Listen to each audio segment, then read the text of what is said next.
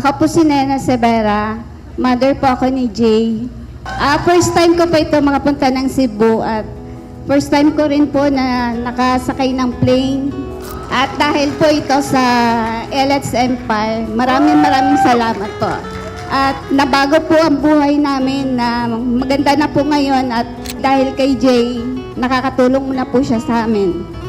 Dati po kasi ang hirap ng buhay namin kasi separated po kami ng papa niya at may pamilya na rin po yung iba. At si Jay ang nagsusuporta sa amin ngayon. At kay Empress, maraming salamat sa pag-guide mo po kay Jay. Thank you po. Dumating din po sa point na nahirapan na rin po si Jay nung bago pa lang siya. At sabi ko nga po sa kanya kung hindi na kaya, umuwi na lang siya. Ay talagang pinanindigan niya po yung desisyon niya na magstay pa rin dito. At ngayon, naging successful na po siya. At dahil po sa LX, naging maayos na po yung buhay namin. Thank you po, Empress.